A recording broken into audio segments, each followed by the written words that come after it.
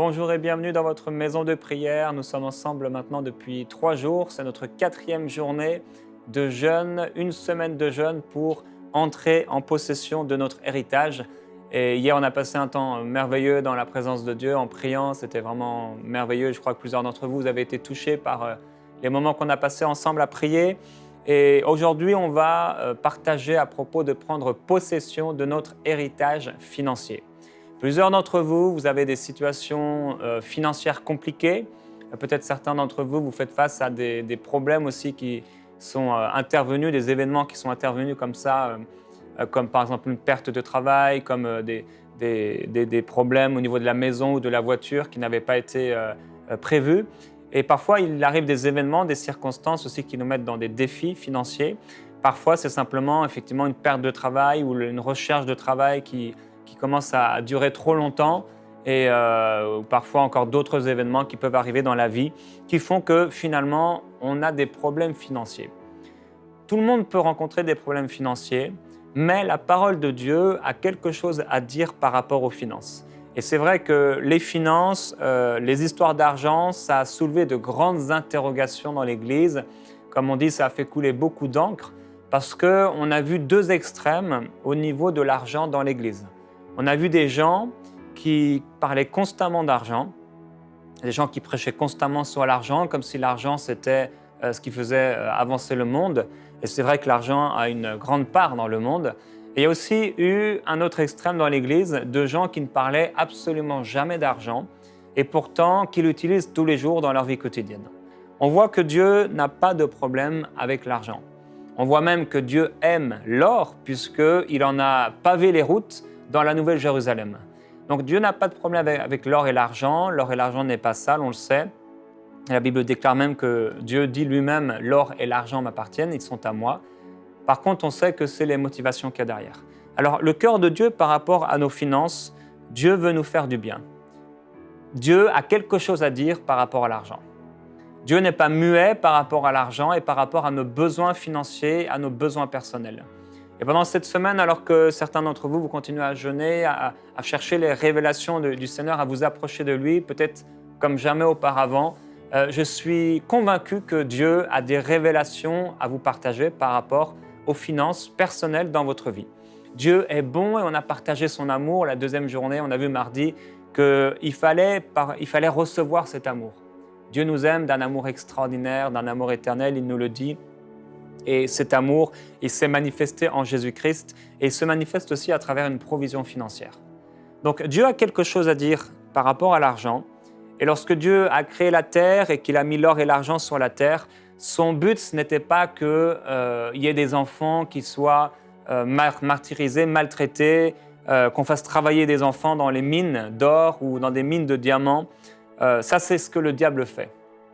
Et on voit que le diable utilise toujours ce que Dieu a créé pour le pervertir, pour abuser, pratiquer toutes sortes de méchanceté sur les gens. Et on peut voir comment le diable a utilisé l'argent pour créer des injustices sociales, pour créer des famines, pour créer des endroits sur la terre où il y a des très très riches et des très très pauvres. Ce n'est pas du tout le cœur de Dieu. Dieu veut pourvoir à vos besoins. Dieu est bon, il est merveilleux.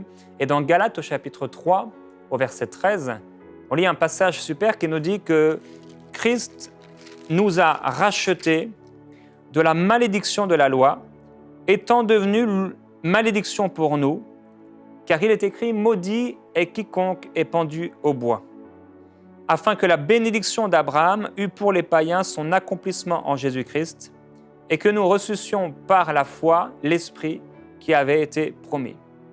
Par la foi, nous pouvons recevoir ce qui nous appartient. C'est vrai que les finances, c'est quelque chose de très naturel, mais Dieu a quelque chose à dire par rapport à ce très naturel. Demain, on va parler aussi des choses physiques au niveau de la guérison, de la délivrance. Mais dans ces choses très naturelles de la vie de tous les jours, Dieu a quelque chose à nous dire. Et on voit ici dans ce passage que Christ nous a rachetés de la malédiction de la loi. Alors, quelle était cette malédiction dans la loi? On la connaît dans Deutéronome, au chapitre 28. On voit en partie cette malédiction. Et on voit que cette malédiction de la loi était rattachée à des choses financières, à des choses physiques. Il écrit dans Deutéronome 28, au verset 16, « Tu seras maudit dans la ville et tu seras maudit dans la campagne. Ta corbeille et ta huche seront maudites. Le fruit de tes entrailles, le fruit de ton sol, les portées de ton gros et de ton menu bétail, toutes ces choses seront maudites. Tu seras maudit à ton arrivée, à ton départ. L'Éternel enverra contre toi la malédiction, le trouble et la menace au milieu de toutes les entreprises que tu feras, jusqu'à ce que tu sois détruit complètement, parce que tu m'as abandonné. Au verset 31, on continue. Ton bœuf sera égorgé sous tes yeux, et tu n'en mangeras pas. Ton âne sera enlevé devant toi, et on ne te le rendra pas.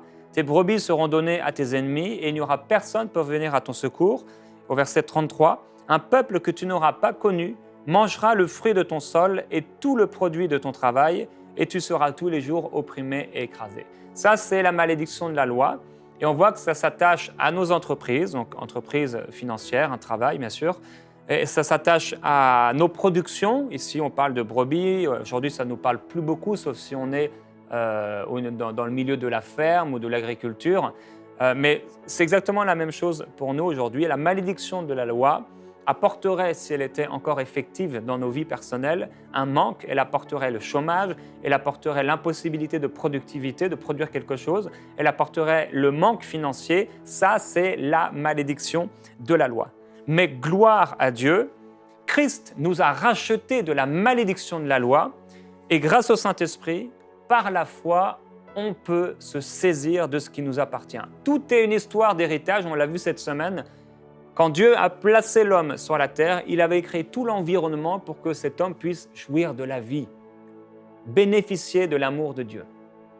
Et quand on comprend que Dieu nous aime, on comprend vraiment par révélation que Dieu nous aime, nous comprenons que Dieu ne veut pas nous voir souffrir et qu'il crée tout l'environnement dans notre vie pour pourvoir à nos besoins. Alors Jésus dit dans Luc au chapitre 4 au verset 18, il reprend cette prophétie et il dit « L'Esprit du Seigneur est sur moi parce qu'il m'a oint pour annoncer une bonne nouvelle aux pauvres. » C'est comme ça qu'il commence.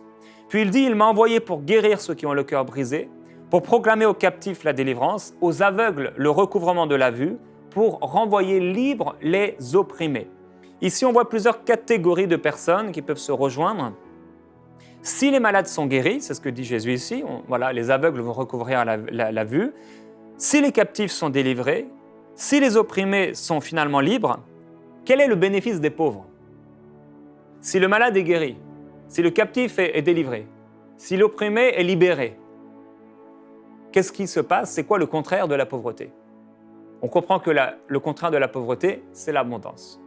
Cette bonne nouvelle dont Jésus a parlé au tout début de son ministère, concernant les pauvres, était qu'ils n'auraient pas à payer pour la guérison, ils n'auraient pas à payer pour la délivrance, mais qu'au-delà de ça, ils étaient en Christ rachetés de la malédiction de la loi qui concernait leurs finances et qui leur permettait maintenant, grâce à Jésus-Christ, grâce à la bonne nouvelle du royaume de Dieu, de sortir de cet état de manque et de pauvreté financière. Car oui, Dieu a quelque chose à dire concernant nos finances.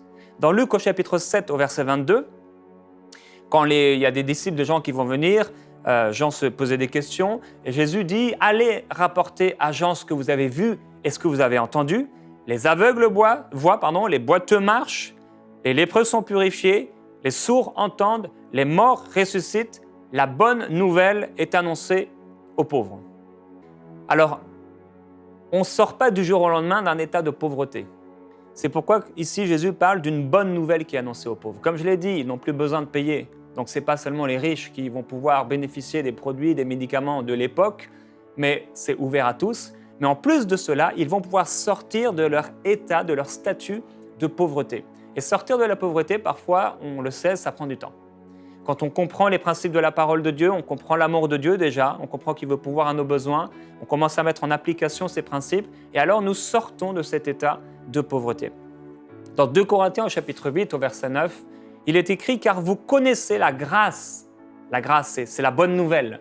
La grâce, c'est le message de notre Seigneur Jésus-Christ, qui pour vous s'est fait pauvre de riche qu'il était, afin que par sa pauvreté vous fussiez enrichis. Dans le chapitre 8 et 9 de 2 Corinthiens, l'apôtre Paul nous parle d'argent par rapport à une collecte qui était en cours. Ici, j'ai réalisé, par le Saint-Esprit, que l'apôtre Paul est en train de parler d'un état. Il y a une grande différence, frères et sœurs, entre être riche et être enrichi. Je ne crois pas que Dieu nous appelle à être riches. Par contre, je crois que Dieu nous appelle à entrer et demeurer dans un état d'enrichissement. Il y a une grande différence. Un riche, il peut tout perdre du jour au lendemain. Parce que c'est un événement, c'est un temps particulier. Il est riche. Et du jour au lendemain, il peut tout perdre. Par contre, Dieu n'a pas fait de nous des riches. Il nous a installés, positionnés dans un enrichissement, un statut d'enfants de Dieu qui bénéficient d'une bonne nouvelle qui leur apporte la provision nécessaire. Alors, il y a une grande différence. Dans 2 Corinthiens, au chapitre 9, il parlera de la semence que Dieu donne au semeur. Il dit qu'il va lui fournir de la nourriture, qu'il va multiplier, fournir à la semence, il va augmenter les fruits de la justice, etc., pour que ça pourvoie aux besoins des saints. Je ne sais pas quelle est votre situation personnelle. Dans le plan de Dieu, c'est de pourvoir à tous nos besoins et c'est qu'on soit tellement abondamment pourvu qu'on est encore pour toute œuvre bonne. Ça, c'est le plan de Dieu. Maintenant, il veut pourvoir à vos besoins personnels, avant tout. Parce que ce que Dieu demande, il le fait lui-même. Et il dit qu'on devrait pourvoir aux besoins des saints et on devrait pourvoir aux besoins de notre famille. La Bible dit surtout envers les frères dans la foi. On pourrait lire ça ensemble, je vais vous le lire rapidement. Dans Galates chapitre 6, au verset 10, on parle d'argent ici. Ainsi donc, pendant que nous avons l'occasion, pratiquons le bien envers tous et surtout envers les frères dans la foi. Donc ça, c'est le cœur de Dieu. On a vu que Dieu nous aime, Dieu est bon et il dit qu'il a le pouvoir de nous combler de toutes sortes de biens pour que possédant en toutes choses de quoi satisfaire à tous nos besoins, nous ayons encore en abondance pour toute œuvre bonne. Selon ce qu'il est écrit, il a fait des largesses. Il est tellement généreux, notre Dieu. Il est généreux, sa justice subsiste à jamais. Et maintenant, frères et sœurs, notre devoir, c'est par la foi.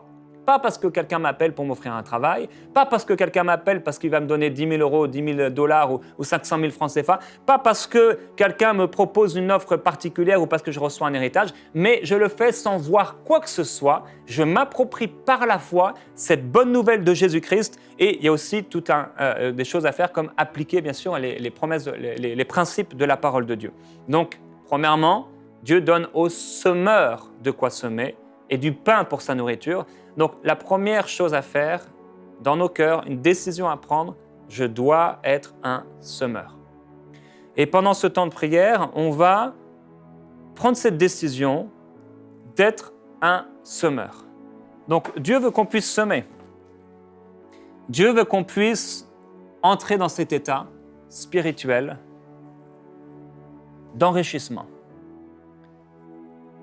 Dieu n'est pas méchant, Dieu ne veut pas qu'on manque. Et si on a un cœur pur, Dieu n'a aucun problème à pourvoir à nos besoins de toute façon et à pourvoir avec une si grande abondance qu'on pourra répondre à toutes sortes d'œuvres bonnes. Maintenant, pendant ce temps de prière, je voudrais vous encourager à fermer vos yeux et quel que soit votre état financier, que vous soyez en abondance ou dans la disette, l'apôtre Paul pouvait dire qu'il a été dans l'abondance, il a aussi été dans l'humiliation. Et la disette, c'est une forme d'humiliation. Ce n'est pas le cœur de Dieu. Et quand il parlera d'abondance, il parlera de grâce, il parlera d'offrande à Dieu, de sacrifice que Dieu aime. Dieu aime pourvoir à nos besoins. Je vous invite à fermer les yeux et simplement, on en a parlé avant-hier, à accepter l'amour de Dieu pour vous. La prière, c'est aussi savoir écouter, c'est aussi recevoir, c'est se concentrer sur Dieu, prendre le temps. Recevez maintenant, pendant que vous êtes concentré sur le Seigneur et vous fermez vos yeux, recevez cette révélation de l'amour du Père Céleste qui veut pourvoir à vos besoins. Il y a peut-être eu des accusations dans votre bouche, des incompréhensions, peut-être eu des éclats de voix, de colère, des choses que vous avez acceptées qui sont des mensonges. Le diable est venu vous dire, mais Dieu a-t-il réellement dit qu'il veut pourvoir à tes besoins? Dieu a-t-il réellement dit qu'il veut que tu sois bien dans la vie? Dieu a-t-il réellement dit qu'il veut que tu aies la paix, que tu aies la joie? Regarde ta situation, regarde ce que tu as vécu, ça fait tellement de temps, tellement d'années peut-être. Et le diable est en train de vous dire ça depuis peut-être très longtemps. Et dans ce temps de prière, enlevez ces mensonges, renoncez aux mensonges. La Bible déclare renoncez aux mensonges. Aux mensonges dans notre bouche, mais aussi aux mensonges qu'on accepte. Et nous pouvons déclarer ensemble, au nom de Jésus-Christ, je renonce à tout mensonge satanique par rapport aux finances, au cœur de Dieu, concernant sa provision dans ma vie. Je renonce à tout mensonge que j'ai pu croire concernant l'amour du Père céleste dans ma vie naturelle, dans mes besoins financiers. Je viens maintenant au nom de Jésus-Christ. Vous pouvez continuer à répéter après moi cette prière si ça résonne dans vos cœurs. Je le déclare maintenant que les chaînes ou que les liens qui ont pu être construits dans ma vie, les forteresses dans ma tête qui ont été forgées à cause de mensonges que j'ai pu croire, maintenant ces choses sont détruites. Je le déclare dans le monde de l'esprit. Je le déclare sur la terre. Je le déclare sur mes finances. Il n'y a aucune malédiction, aucun mensonge qui peut reposer sur moi. Je déclare maintenant que Christ m'a racheté de la malédiction de la loi. Mes affaires ne sont pas maudites. Ma vie n'est pas sous une malédiction. Mon argent n'est sous aucune malédiction. Mes productions ne sont pas touchées par une quelconque forme de malédiction. Mais au contraire, mes finances sont bénies. Mon entreprise est bénie. Mon travail est béni. Mes mains sont bénies. Mon compte bancaire est béni dans le nom de Jésus-Christ. Je le déclare maintenant, car je crois en l'amour de mon Père. Alléluia. Continuez avec vos mots si vous sentez que vous devez parler, proclamer sur vos finances. Il y en a certains, vous commencez déjà dans l'esprit très fortement à déclarer des choses sur vos finances, sur vos entreprises. Faites-le avec un bon cœur. Proclamez maintenant même ce que Dieu vous inspire à proclamer. Il y a des choses que vous devez dire. On s'en saisit par la foi, par le pouvoir de la langue. Tu peux déclarer maintenant sur ton entreprise. Si tu recherches un travail maintenant, commence à prier par rapport à ça. Commence à déclarer maintenant. Peut-être tu as prié, peut-être tu as demandé, maintenant oui, déclare, parle ce travail. Merci Père parce que ce travail vient. Je déclare que ce travail vient dans ma vie. Je refuse la crainte, je refuse l'inquiétude. Le Seigneur me donne le meilleur parce qu'il m'aime, parce qu'il fait des largesses dans ma vie. Oui Seigneur, merci pour les largesses financières. Merci pour la libéralité qui n'a pas été créée par un cœur humain, mais qui vient de ton cœur. C'est toi, c'est ton cœur, Père, qui est généreux. C'est ton cœur qui est plein de libéralité. Et tu l'accomplis dans ma vie. Tu ne fais pas de favoritisme. Tu es un Dieu généreux. Gloire à Dieu. Plusieurs, peut-être, vous avez besoin, dans ce temps de prière, d'enlever vos appuis humains. Votre cœur s'est attaché à des hommes, votre cœur s'est attaché à des entreprises, votre cœur s'est attaché à l'humanité, ça veut dire des paroles que des hommes vous ont données, et votre confiance s'appuie sur ces choses-là. Et c'est important de, ensemble, pouvoir se dégager de ces choses-là, ces faux appuis, ces fausses espérances, cette confiance qui est mal placée. Il faut qu'on place notre confiance en Dieu, qui nous donne toutes choses pour notre plus grand plaisir. Et maintenant, si tu réalises dans ta propre vie que toute ta confiance est dans un patron, toute ta confiance est dans tes frères, dans tes sœurs qui t'envoient de l'argent, toute ta confiance est dans ces gens, dans le gouvernement, et tu es dans la crainte de perdre ton travail peut-être, tu as trop de confiance dans les hommes. Il faut que tu fasses confiance en ton Dieu. Jésus dit, n'appelez personne directeur sur la terre.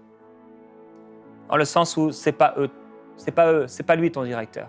C'est pas un homme qui va t'offrir un emploi, c'est ton Dieu qui peut te placer où il le désire. Et c'est pourquoi, Père, je parle maintenant sur la vie de ceux qui écoutent et qui cherchent un travail. Tu as le pouvoir de t'assujettir toutes choses et tu as la capacité de tendre le cœur du roi, de diriger le cœur du roi là où tu le désires. C'est pourquoi, Père, nous déclarons ensemble qu'il n'y a aucun directeur sur la terre. Personne n'est notre véritable patron, notre véritable directeur, mais c'est toi notre directeur. C'est toi qui nous places là où tu le désires, car nous sommes ta propriété. Plusieurs personnes d'entre vous, vous devez prier maintenant, parce que vous avez en tête un métier, vous avez en tête une entreprise, vous avez en tête une façon de faire, et c'est peut-être pas celle de Dieu. Et vous avez besoin dans ce temps de prière, commencer à dire au Seigneur, c'est vrai Père, je t'ai demandé peut-être ce travail, cet emploi, cette entreprise précise, mais finalement tu as peut-être quelque chose d'autre pour moi. Et c'est pourquoi ouvrez-vous dans ce temps de prière, commencez à vous ouvrir, commencez à élargir vos pensées, parce que Dieu ne pense peut-être pas comme vous. Il veut pourvoir à votre besoin, mais peut-être qu'il veut vous placer dans un endroit où vous n'aviez pas prévu. Il est Dieu. Il est Dieu. Par la foi maintenant, saisissez-vous de ce travail parce qu'il est Dieu. Il fait ce qu'il veut. Continuez à prier, frères et sœurs. À celui qui est Dieu, à celui qui nous a tout donné, il a triomphé. Il a la capacité de répondre à nos besoins. Oui, celui qui fournit de la semence au semeur et du pain pour sa nourriture, vous fournira et vous multipliera la semence et il augmentera les fruits de votre justice parce qu'il est bon. Parce qu'il est bon et parce qu'il est merveilleux. Nous déclarons ta provision, Seigneur. Nous déclarons ta richesse.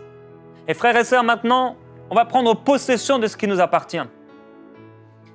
Parce qu'il y en a assez qu'il y ait des chrétiens qui soient sous des formes de malédiction parce que leurs pensées sont encore dans ce genre de trucs. Vous n'êtes plus sous la malédiction à partir du moment où vous marchez avec le Seigneur, à partir du moment où vous lui appartenez. Et c'est pourquoi je détruis toute malédiction mensongère dans les vies. Elle n'existe plus. Vous êtes bénis. Dieu vous a béni de toute bénédiction spirituelle dans les lieux célestes en Jésus-Christ. Et avant la chair vient l'esprit. Avant le naturel vient l'esprit. C'est pourquoi cette bénédiction, bien qu'elle soit spirituelle, se manifeste dans le naturel. Vous êtes bénis maintenant, dans le nom de Jésus-Christ. Par la foi, frères et sœurs, plusieurs d'entre vous avaient besoin de prendre possession de votre héritage financier.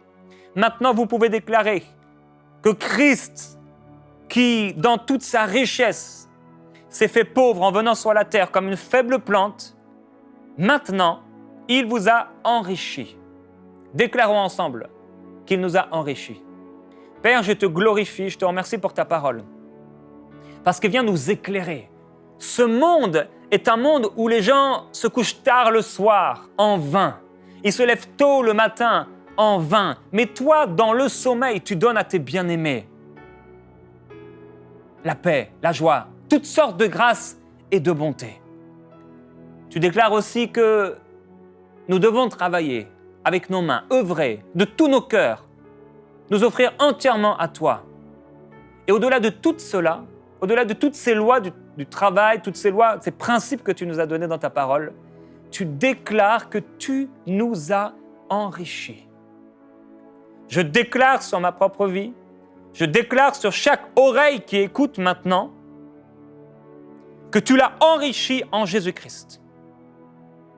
Quel que soit ce que vous vivez à la maison, quelle que soit cette galère d'entreprise dans laquelle vous êtes depuis plusieurs années, maintenant votre foi doit s'étirer pour prendre possession de cette bénédiction qui se trouve en Jésus-Christ.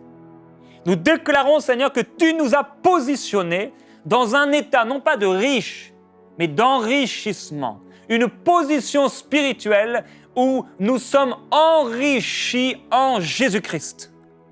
Je te glorifie, Seigneur, je te remercie et je prie, Père, que tu illumines les yeux des cœurs afin que chaque personne puisse recevoir son héritage parmi les saints. Nous avons parlé, Père, de promesses spirituelles. Nous avons parlé de ton amour. Nous avons parlé de paix et de joie. Aujourd'hui, maintenant, je parle sur les finances. Et je déclare qu'aussi, tu nous as bénis dans les finances. Tu nous as donné une bonne nouvelle pour sortir de cet état de pauvreté. Et je te glorifie, Dieu abondant, Dieu libéral, Dieu plein de grâce et de générosité. Tu es un Dieu merveilleux. Je parle la provision. Et maintenant même, au nom de Jésus, recevez ce travail.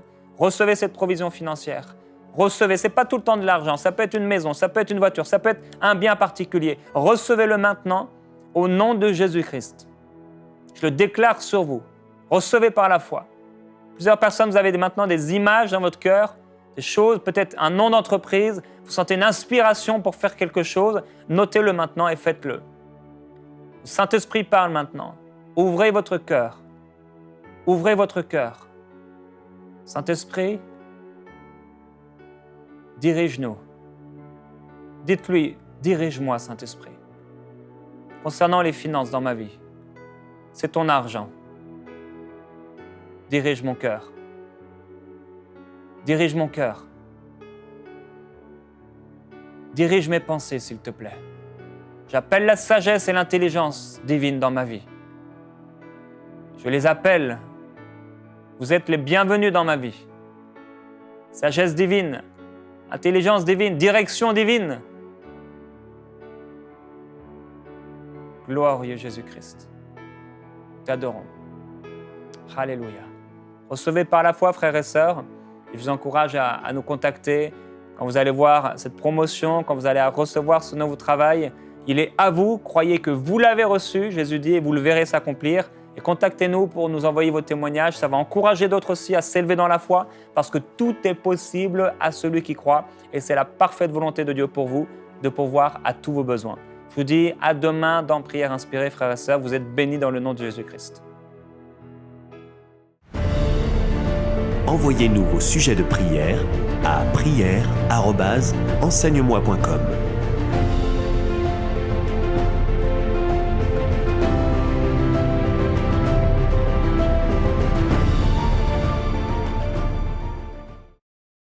Cette émission est rendue possible grâce au précieux soutien des partenaires d'Enseigne-moi Canal International. Retrouvez tous nos programmes sur emcitv.com.